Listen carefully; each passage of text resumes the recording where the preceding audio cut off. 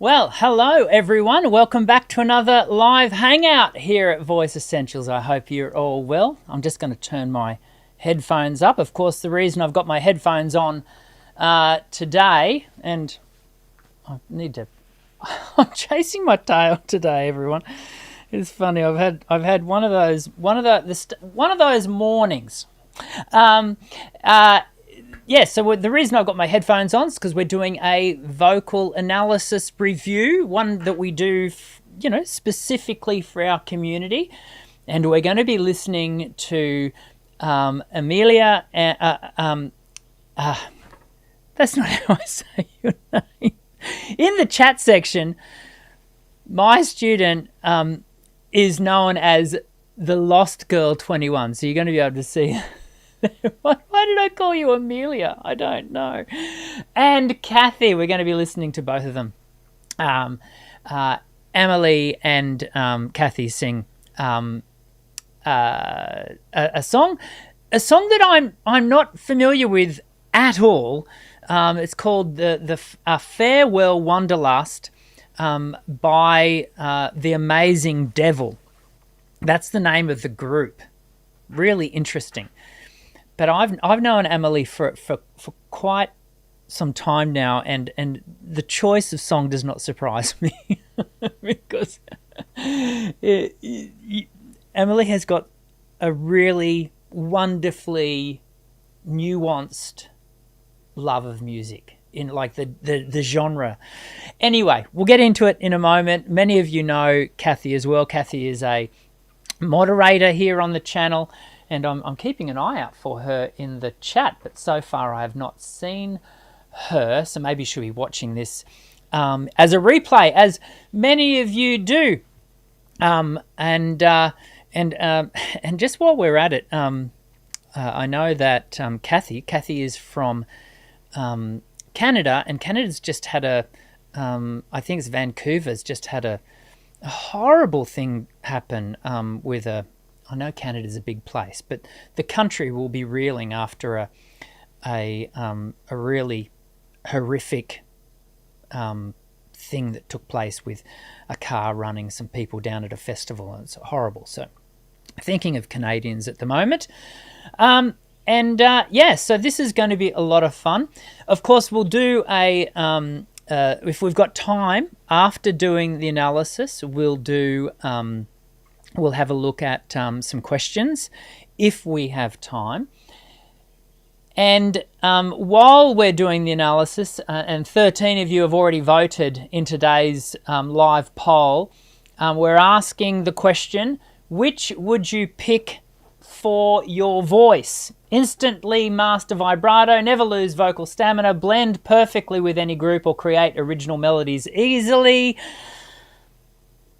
There's a clear winner currently, clear winner, but we'll reveal the results after we do the analysis. These this is only the second time we've done this, so I do just want to highlight that I myself am learning to do these analyses for us as a community, and so that has to be noted. That's one thing. Secondly, I want to acknowledge Laura is our first guinea pig, and now we've got Emily and Kathy as our second duo doing putting their hand up and saying yes, we'll participate. This is a very brave thing to do, is to put yourself out there in front of everyone, and then place your trust in me to then analyze the performance. And there are going to be things as I go along. I am going to miss things. You can't, and I've only had the briefest of listens to this performance, and so I haven't had a detailed listen. I'm going to be listening, quite freshly as we go along with you, and so there may even be things that you hear that I miss, and that won't mean that you're hearing it incorrectly. It might just be that I've missed it as we've gone along, because you can't grab everything on the first take. The other thing too, I do want to point out, this performance, this recording was done 12 months ago. And so it's important that we acknowledge that both these singers will have progressed in their development. We're making a comment and our observations at a point in time, quite a way back, and both of them. In fact, I know Emily has continued to develop because she's one of my private singing students, but I also know Kathy has, and Kathy is one of the most. I'm always personally inspired by Kathy and her journey as a singer, because she's a lady who is older than myself, but is still hungry to explore and to investigate different opportunities for her vocal expression. And I personally find that inspiring. Let's dive into our analysis.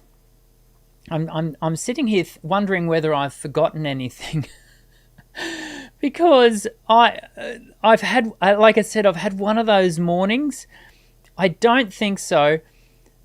Linda, if you can think that I've forgotten anything. Oh, I probably should mention, thank you for your patience 2 weeks ago, because we had to, the show, was it 2 weeks ago or last week? Anyway, one of the most recent shows, we had technical issues.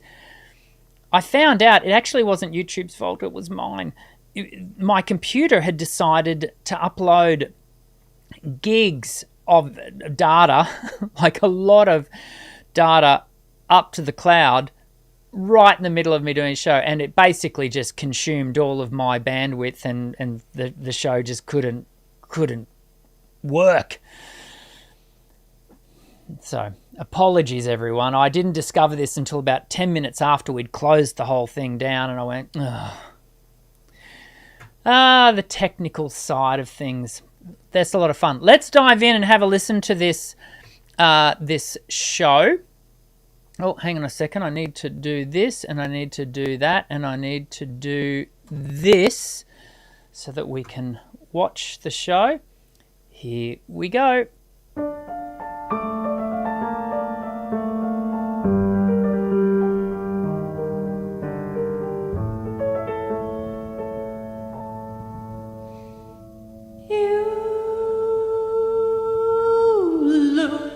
Like I need a drink, he winked as he slipped from my grasp to the bar, and you are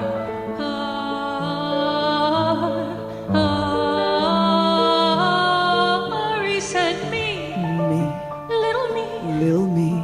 He called from the brink of the day. He said, hey darling, hey darling, hey. I'm the hardest goodbye that you'll ever have to say.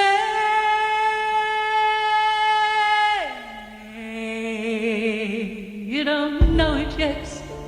I'm the Cupid of things that you just didn't get, that you struggled to say. I'm the saint of the paint that was left in the pot. I'm your angel ellipsis, your devil of dots. Every time that you fumble, I'm the laugh from the back. When you think about him, my wings start to flap. And when you make a mistake, my feet lift from the floor. When you lie there awake every night, love, I soar. I promised you I'll be better. I promised you I'll try. But like rubbing white stains into rugs, it's my curse to try to make it right, but by trying, make it worse. I'm the heartbreak that aches far too much to be shunned. All those letters unsent and that garden ungrown. I'm the captain of courage you've eternally lacked. I'm the master of wishing someday he'll come back. Okay.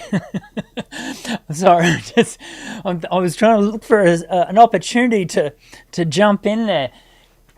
It's an interesting piece, isn't it?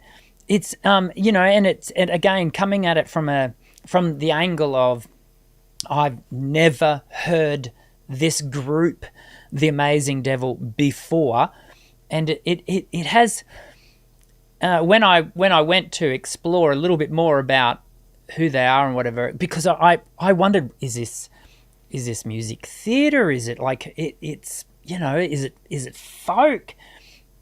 What I want to just highlight firstly what I'm really enjoying about the performance. Obviously, this is being recorded on Smule.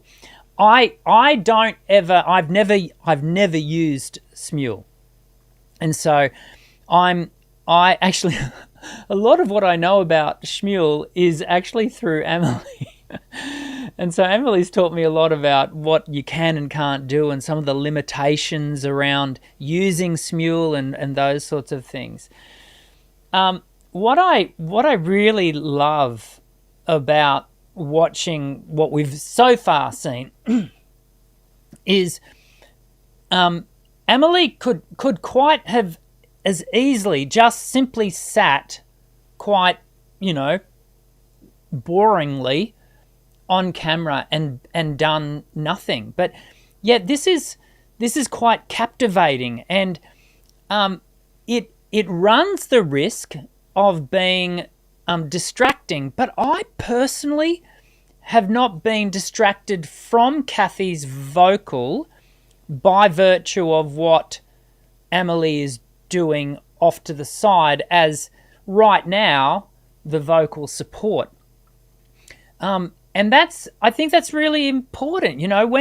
When we do sing with other people, whether it be with the other musos on stage or another singer, we've got to tread a fine line, and the fine line is between being, just bored on stage and not doing anything, and then the other extreme is to become a distraction and to draw attention away from where the attention should be. And in this particular moment, it should be on Kathy to a certain extent. And so I think that's really important. I think Emily is actually doing quite a lovely job of that. I didn't listen to the whole thing through. I jumped ahead in my pre-listen, and I know Emily comes in a little bit later. We're going to go back. There's a few points that I want to kind of talk to technically as we go. So let me bring it back to here, and we'll start again.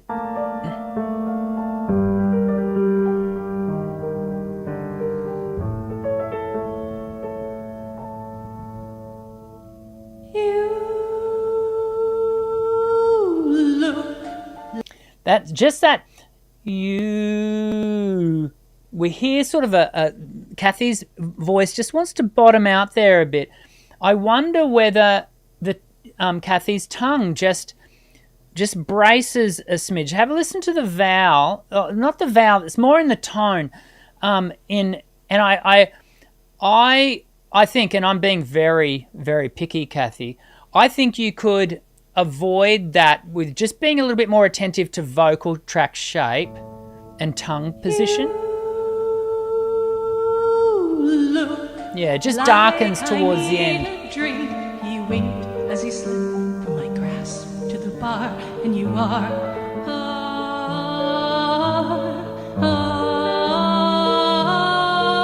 He said me.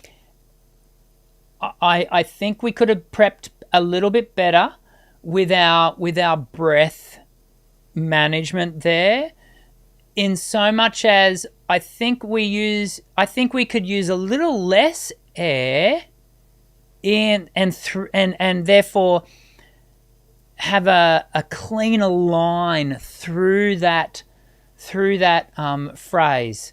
Let me just take it back and have a listen to it again. And again, sometimes, and this happens when I'm doing my analyses of, the reaction videos that I do for the channel that are pre-recorded and of typically, let's just call them celebrity voices. Sometimes on the first time through, I hear it, I make a comment, and I go, oh, yeah, blah, blah. Then I'll be editing the video, and I'll hear it differently. And that's always an important thing to keep in mind when we're doing an analysis like this. Not only sometimes can I miss things, sometimes on the first listen through, I'll mishear things. And so that's, I'm human. Here we go. Grass to the bar, and you are.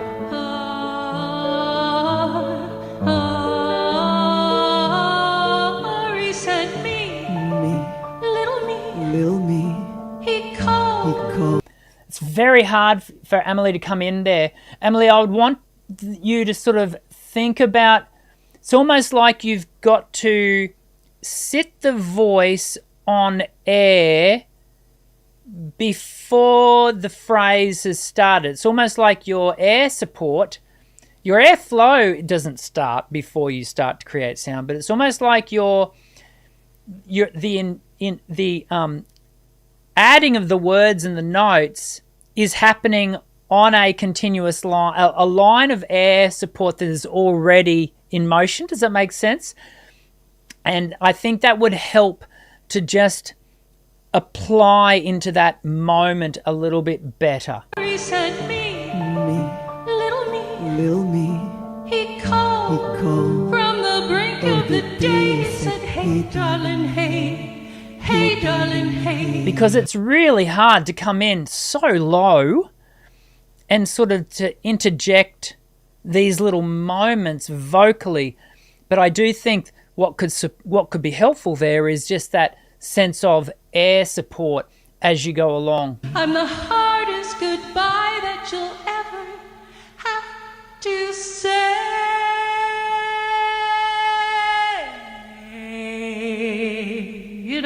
So, I mean, I don't know whether. Remind me in the comments section whether Smule has any pitch correction application. I can't remember. But we definitely hear, and I think this is driven partly by air for Kathy, but also partly by vowel shape. We hear the note just get dragged a little flat, and I think it's because of vowel sort of tonal pitching as opposed to, her singing the wrong note. The right note is there, but it gets sort of dragged off the pitch center because we don't, again, it's that continuation of air. Can I add at this point that this is not an easy sing just purely from the amount of words that are having to be fitted in here. This is a wordy piece. It's all it. I mean, I again, not knowing the Amazing Devil as a, the bigger picture of who they are, but it strikes me that the poetry of the songwriting is really, really, really important. To say.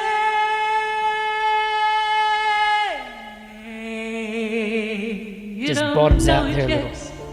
I'm the Cupid of things that you just didn't get, that you struggled to say. I'm the saint of the paint that was left in the pot. I'm your angel ellipsis, your devil of dots. That was really well done, Kathy. The way you worked, the very thing that you, I think, faulted on with the, we're talking about the airflow for that, pitch inaccuracy, you nail in the next section for the low section, which is fantastic.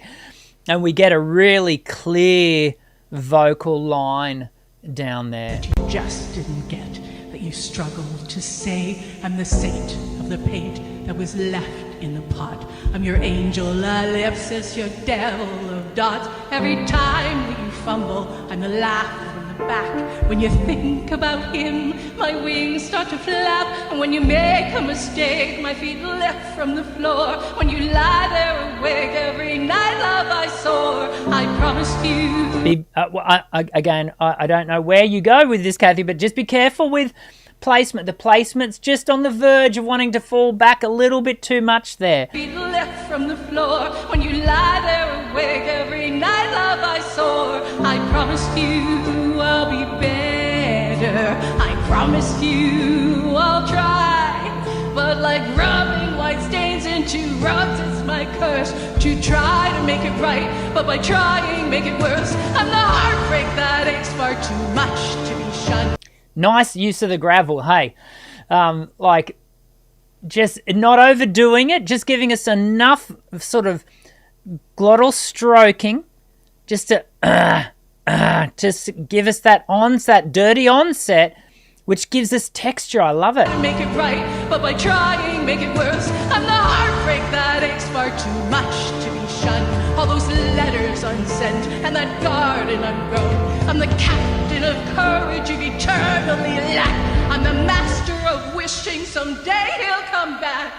Farewell, wanderlust. You've been oh so kind. You brought me to this party. Just on that word kind, I wonder whether we could have got a little bit more of a consonant attack on the kind. Just give us a little bit more. We've got to be careful in contemporary vocal. We don't want to... It's very rare, and so rare I can't even think of an example, where you want to be so exact on everything. But I think on this particular word, at the end of this particular phrase, I think we could have done with a little bit more, kind. Just a little bit more. Equally, can I suggest too, Smule might have actually, cut that out just with some of its compression. I don't know. You've been oh so kind. You brought me to this party, but you left me here behind so long. I don't think so, because right there I get enough of the consonant at the end. So just on that word. To this party, but you left me here behind so long. To the person you begged me to be, she's down, she's dead. Instead, what is left but this whole satin dress and the mess that you left when you told me I wasn't right in the head.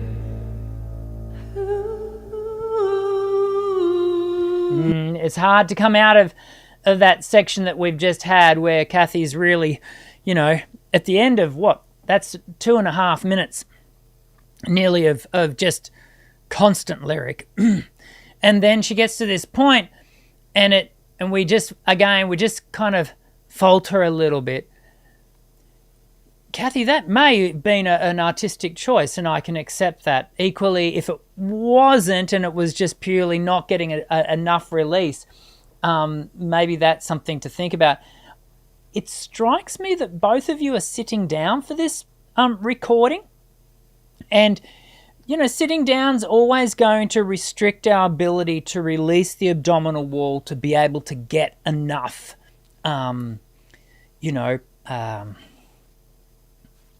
release, and have the diaphragm drop efficiently, quickly and efficiently, to have preparatory air, quality air intake. Just have a listen to that again. And the mess that you left when you told me I wasn't right in the head. You're right. Yeah, we didn't quite have the air to sort of, and it's hard to sort of sit the voice from where it's been into what is quite an upper register leaning towards falsetto position.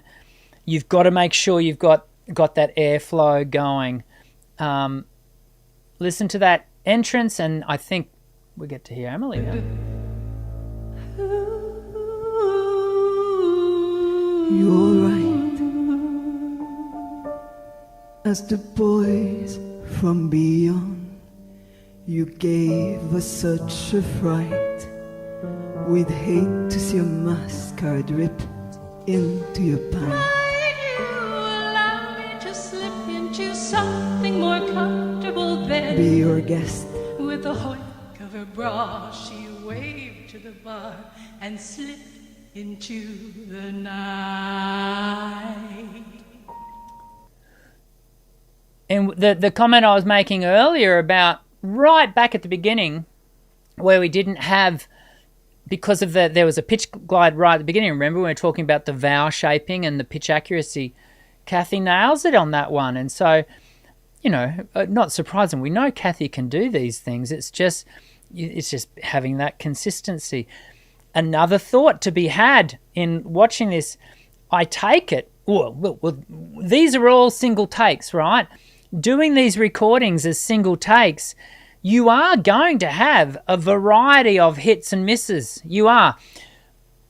Good technique and practice is going to lead us to have a better ratio of more hits than misses. But it's something you never going to...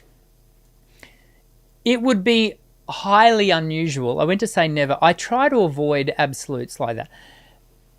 It would be highly unusual to do a perfect take once through. Like, it doesn't really happen. And so acknowledging that, you know, this is a 5.5 minute song, you know, there are going to be these moments where you've got similar things going on and you get it once but you don't get it the next time, or you didn't get it the first time but you get it the second time. She waved to the bar and slipped into the night.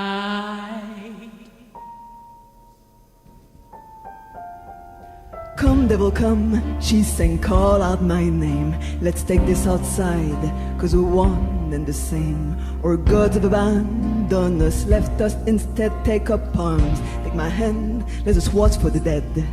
I'm the face that stares back when the screen goes to black. When your mom says you look healthy, but you know she means you got fat. Well, nicely done, Emily. And just for those people who don't know, both Emily and Kathy are Canadian, but Emily is French-Canadian. Hence, we're getting the accent through. But I just like the way you really interpreted that lyric. And as a result, because you went for narrative first, everything just flowed into that. It was good. Take my hand, let us watch for the dead. I'm the face that stares back when the screen goes to black. When your mom says you look healthy, but you know she means you got fat. I'm the tales that the guest will applaud and believe. I'm the child that you just didn't have time to conceive. I promise you I'm not broken. I promise you there's more. Okay, so we've got to be careful of pitch accuracy here. And so I think we would be better served with I promise you, a rounder vocal track shaping, remembering that the voice is tuned in two different points. It's tuned at the level of the vocal folds and the rate at which, you know, the accuracy of the vocal fold oscillation, but then also through the vocal tract, and the way the vocal tract is shaping is either going to enhance that pitch or detract from it. And I think in this shaping, Emily, we get a little bit of a detraction, and it's sort of dragging off. I wonder too whether in that moment you're getting a bit of a tongue root pull, which is just dragging it down off. I'm the child that you just didn't have time to conceive. I promise you I'm not broken. I promise you there's more. Here, you can hear just, it doesn't take much. It doesn't take much, you know, just to be off the right shape for the tone to get pulled off. More to come, more to reach for, more to hurl at the door. Goodbye to my darkness, there's nothing here but light. Adieu to all the faceless things that sleep with me at night. This here is not makeup, it's porcelain tomb. And this here is not singing, I'm just screaming in tune. Because farewell, wanderlust, you've been ever so kind. You brought me through this darkness, but you left me here behind. And so long to the person you begged me to be. She's dead. Now take a good long look at what you've done to me.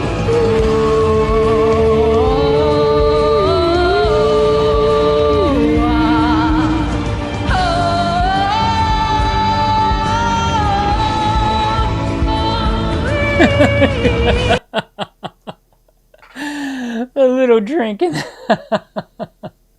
I don't know why I was humoured by the little taking a drink of water in the middle of a piece. On one level, that is just cute and humorous. On another level, probably to be avoided in the middle of a performance, there are times where, you know, you just can't get around it, and it may well have been that Emily needed to have some water swallowed there to help things go along. But equally, try to avoid that in the middle of a piece. If you are getting all locked up, try to swallow, you know, your own spit, your own saliva, to give the voice an opportunity to move around, around a bit. I even like the raise of the eyebrows. Have a watch. The raise of the eyebrows is Emily takes the drink.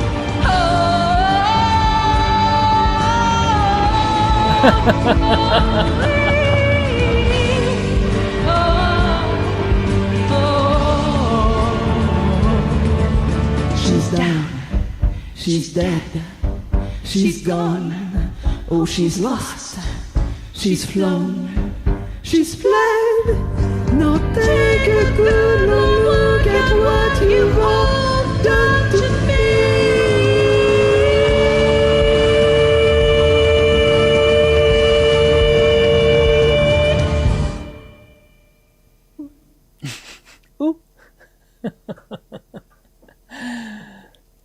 Nicely done, ladies. Nicely done. Where am I going? I'm going to here.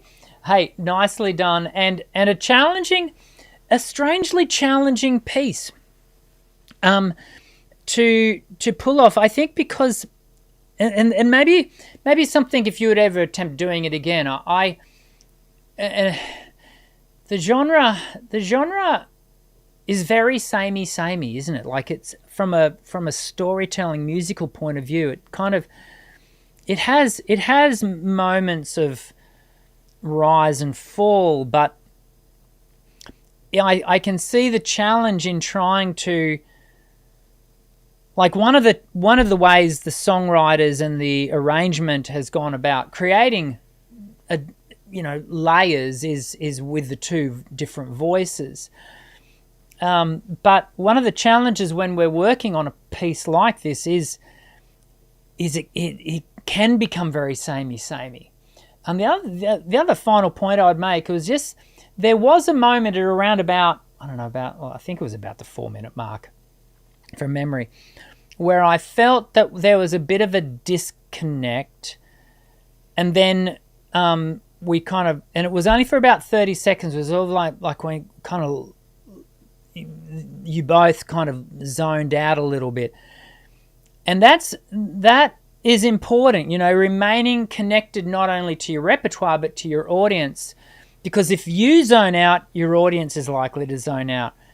I don't want to undersell actually how difficult that is to maintain that sense of connection to lyric, to audience over a 5.5-minute song. That's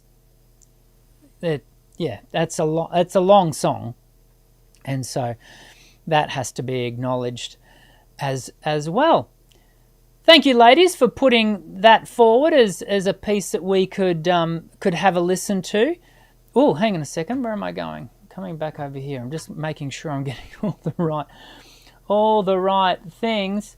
Oh, I've got a comment here from Emily. Just about, I probably gives us some further insight into the recording. Kathy and I, actually, I wonder if I can find, oh, here we go. This might do it. I wonder if we can bring this up, and I'll bring, this is the comment. Kathy and I accidentally used a different filter. She thought it had automatically adjusted it to mine, but it chose a different filter for her. when you say filter, what do you mean by that? Smule says here, Smule uses different vocal filters that offer a bit of compression, some reverb, etc. You can adjust the intensity amount. Interesting. Okay, there you go. But there's another comment here. Emily goes on to say, but it's very tricky and not as precise as what you can do with a DAW, a digital audio workstation. No, I wouldn't have thought that it would be as, you know, refined as that, given that it's all kind of automated. But good comments and good insight into what we were looking at and listening to. Really cool. I'm just coming back over to, well, we've had 20 votes for the poll. If you haven't already participated in the poll, leave your vote. Well, I'll answer a question. In fact, I'm going to answer one question, and then I'm going to come back to catch up on a question that we had from the cancelled show that I technically made an error in. I'd love to get to 21 votes. 21's not a number, it's a legend, everyone. So it'd be cool to get to 21 votes. There is a clear leader. The question that I want to come to, and it's not a question that we have access to being able to put on camera, so I'll just on screen. So I'll just read it. Hi Dan, this is from Erwin. How can I blend falsetto and head voice with flageolet? How can I avoid the break between those registers? I'm trying to sing high notes like E5 onwards without yelling. Thank you very much. Okay, so there's a few technical terms going on there. If by flageolet you mean whistle tone, and by virtue of the way you've worded your sentence, I'm going to go with it on that basis. So we would have head voice, in my way of labeling it, falsetto, whistle tone. Whistle tone is a register, and I don't think this has been usurped by any update to the research. Whistle tone is a register that is not accessible to the vast majority of us. It's a very particular posture of the vocal folds. I can't do it, and I'm going to put out a very, very vague stat of around about 15. I reckon it's got to be 15% of people can, and that sort of percentage would play out in my studio here of people who can walk in and play with it. And so moving, because of the very particular posture of the vocal folds, it doesn't tend to be a register that you are going to move smoothly from head into falsetto. You can move smoothly from head into falsetto, what I would normally call upper register into falsetto. But then, more often than not, you are going to hear a disconnect between falsetto to whistle tone. As I'm saying that, I'm trying to think back to listening to Dimash, who is a exponent of whistle tone, uses it quite frequently, and I'm just trying to think back. I haven't listened to much of his stuff recently. Leave your comments if you're familiar with Dimash or any other singer for that matter, where you think you can hear in your mind's ear the idea of the voice transitioning more freely. Typically, because of the particular posture for whistle tone, you're going to have to sort of, and it can be instantaneous. It doesn't have, I'm not saying, you're going to have this massive gap, but you're going to coordinate to it, you've kind of got to, reposition, if you will. Whereas your movement from, lower all the way through up into upper and falsetto, you can do that even with a lip bubble. You can hear that really even movement through the registers using a siren, a lip bubble, tongue trill, and you'll hear the mechanics move through. But then the mechanics get to a point where it's got to reposture for whistle tone, again, only accessible to some, and so the next part of your question was, I'm trying to sing high notes like E5, which is high, onwards without yelling. So you're wanting to go into that whistle tone. Well, actually, to utilize your whistle tone in a healthy manner, you are going to have to make sure you're not yelling, because if you are applying too much pressure at that point, which is going to then, almost certainly lead to heightened volume, you're going to, your whistle tone firstly is going to struggle, but it's also going to place the voice under way too much load, and it can really wear and tear. So, so I hope that answered the question. It's time to end the poll. Here we go. We didn't get to 21. I know. Maybe next time. What was the results, everyone? Which would you pick for your voice? I think you all knew who the clear winner would be there. Never lose vocal stamina. Yeah. Wouldn't that be wonderful? Wouldn't that be wonderful? Well, I think unfortunately the reality is we all have, biological instruments. They fatigue with use. We can bolster that fatigue and that capacity for stamina through good, efficient technique, because ultimately if you are working more efficiently, the activity is costing you less, and in costing you less, you're going to have, be able to do it for longer. That's the whole idea. Next one, the interesting thing for me as to being the next highest one, which was nearly a quarter of us, create original melodies easily. And that maybe speaks to some of you wanting to get into some songwriting, and that's interesting. I did not expect that. I thought, I'll be honest and say, I thought instantly master vibrato. I thought that would be higher. But there you go. I hope you've enjoyed today's live hangout. We are not together in next week.